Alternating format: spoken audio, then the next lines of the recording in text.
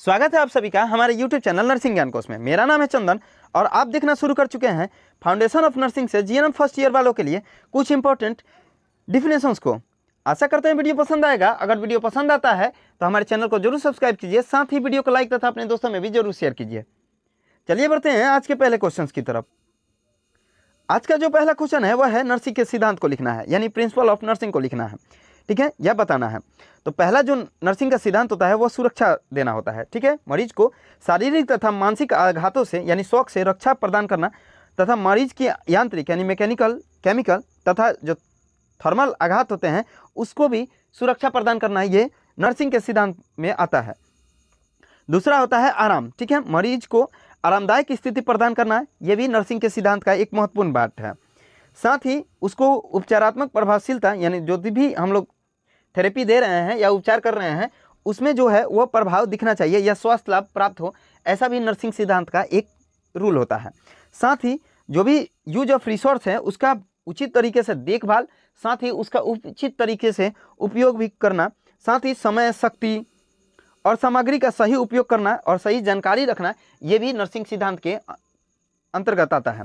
साथ ही अच्छा काम यानी गुड वर्कमैनशिप भी ये एक नर्सिंग कला की महत्वपूर्ण पार्ट होता है, जिसमें व्यक्ति या नर्स जो होती है वो अच्छी तरीके से अपने काम का निर्वहन करती है या करता है।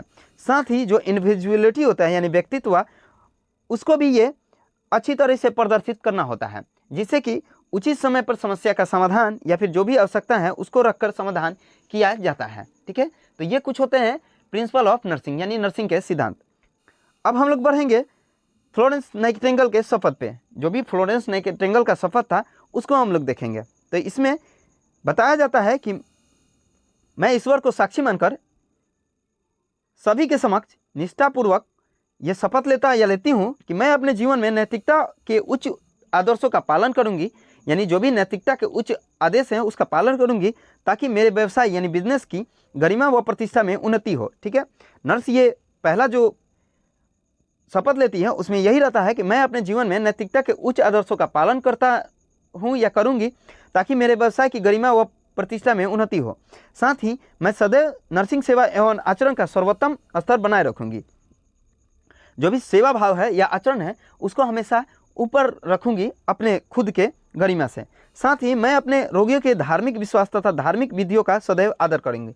जो भी अलग अलग कास्ट या धर्म के होते हैं उनका मैं आदर करूँगी या करूँगा। साथ ही जो भी धार्मिक विधियाँ हैं उसका भी पालन करना होता है। साथ ही मुझे सौंपी गई समस्त व्यक्तिगत व पारिवारिक जानकारियाँ मेरे पास सुरक्षित रहेंगी। जो भी इतिवृत्ति हम लोग लेते हैं वो हमारे पास सुरक्षित रहेंगी और वो गोपनीय तरीके से रखा जाएगा। साथ ही मैं चिकित्सक के कार्यों में भी सहायता करूंगी और चिकित्सक के आदेशों का सदैव ईमानदारी से पालन करूंगी। जो भी डॉक्टर होते हैं उनका मैं आदेश का पालन करूंगी और जो भी आदेश मिलता है उसका अच्छी तरह से क्रियान्वयन करूंगी या करूंगा। साथ ही मैं नर्सिंग के मूलभूत उत्तरदायित्व स्वास्थ्य की उन्नति एवं पुनर्स्थापना, बीमारियों के रोकथाम व बचाव एवं पीड़ा से मुक्ति के निभाने का भी सर्वोत्तम प्रयास करूंगा या करूंगी। जो भी उच्चतम लाभ प्राप्त करने के दिशा या निर्देश होते हैं उसको भी लाभ प्राप्त करने के लिए मैं हर संभव कोशिश करूंगा या करूंगी। ठीक है, ये होता है फ्लोरेंस नाइटिंगेल का शपथ। अब आगे हम लोग देखेंगे नर्स के क्या क्या गुण होने चाहिए। ठीक है, यानी क्वालिटीज ऑफ नर्स। तो पहला जो गुण है वो नर्स का अपने साथियों के प्रति स्नेहपूर्ण होना चाहिए, यानी आपसी जो लगाव है वो बहुत ज़्यादा प्रगाढ़ होना चाहिए। दूसरा, नर्स को ईमानदार होना चाहिए यानी हॉनेस्ट होना चाहिए। तीसरा, नर्स को अनुशासन एवं आज्ञा पालन होना चाहिए।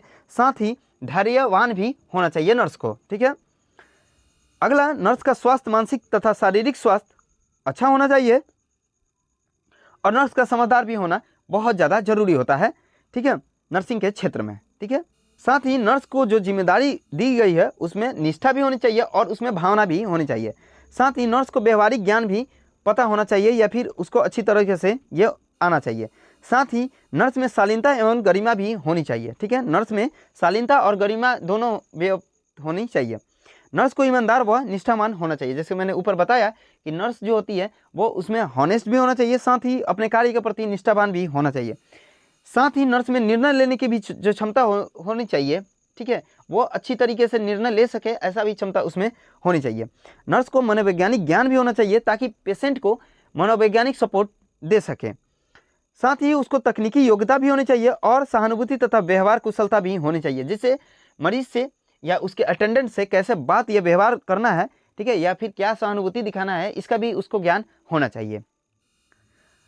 अब आगे हम लोग देखेंगे नर्स के प्रमुख कार्य, ठीक है, जो मेन कार्य हैं उसको। तो पहला है देखभाल करने वाली होनी चाहिए, यानी कैरेजवर होना चाहिए, ठीक है, जो भी डॉक्टर द्वारा सजेस्ट किया हुआ दवा है या फिर जो भी परीक्षण है उसको लगातार मॉनिटरिंग या देना चाहिए, ठीक है, जिससे उस रोगी का जो भी स्वास्थ्य संबंधी आपूर्ति है वो पूरा हो सके। साथ ही शिक्षक के रूप में भी यानी एजुकेटर के रूप में भी काम करना चाहिए, ठीक है। एक प्रशिक्षित नर्स शिक्षार्थी नर्स को प्रक्रिया के बारे में समझाती है या स्टूडेंट को जो भी नर्सिंग की प्रक्रिया है उसको भी बारे में ये बताया जाता है। साथ ही जो भी अटेंडेंट होते हैं या रोगी होती हैं उसको भी ये शिक्षा देने का कार्य करती हैं। तो ये एक प्रकार के एडुकेटर भी होती हैं। साथ ही ये मैनेजर का भी काम करती हैं, यानी उचित देखभाल और वार्ड में सही माहौल बना के भी ये रखती हैं। साथ ही ये कम्युनिकेटर भी होती हैं, जो एक दूसरे के संप्रेषण को आगे डॉक्टर से या मरीज से या फिर उसके अटेंडेंट से कंसल्ट हमेशा करते रहती है, यानी ये कम्युनिकेटर का भी काम करती है।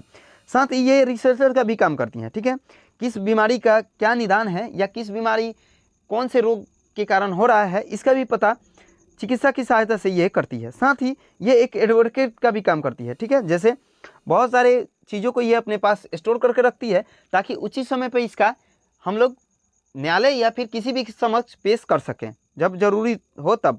और साथ ही ये रोगी को सुरक्षित वातावरण भी प्रदान करती है। साथ ही ये काउंसलर का भी काम करती है, ठीक है, किसी भी समस्या को सुलझाने या समझने का भी ये रोगी को मदद करती है और रोगी के निर्णय लेने में ये सहायता प्रदान करती है। तो ये एक प्रकार का काउंसलिंग का काम करती है। साथ ही रिहेबिलिटेट में भी ये सहायक होती हैं, ठीक है, रोगी को समाज में पुनर्स्थापित करने में भी नर्स का बहुत ज़्यादा योगदान होता है, ठीक है, ताकि वो अपने जीवन को कमाने लायक बनाने में मदद कर सके। साथ ही एक एडमिनिस्ट्रेटर के भी रूप में काम करती है, कोऑर्डिनेटर तथा ऑब्जर्वर के भी रूप में ये नर्स अपना भूमिका को अदा करती है। साथ ही नर्स जो होती है वो रोगी को सुरक्षा भी प्रदान करती है, ठीक है, जैसे बहुत सारी बीमारियों से ये रोकथाम भी करती है, साथ ही दूसरे बाहरी किसी आघात वगैरह से भी सुरक्षा प्रदान करती है, ठीक है। आशा करते हैं वीडियो पसंद आया होगा। अगर वीडियो पसंद आया है तो हमारे चैनल को जरूर सब्सक्राइब कीजिए, साथ ही वीडियो को लाइक तथा अपने दोस्तों में भी जरूर शेयर कीजिए। अगर आप इस वीडियो से संबंधित पीडीएफ को देखना चाहते हैं तो हमारे डिस्क्रिप्शन बॉक्स में लिंक मौजूद है जिस पे आप टाइप करके पीडीएफ को देख सकते हैं। मिलते हैं नेक्स्ट वीडियो में, तब तक के लिए धन्यवाद।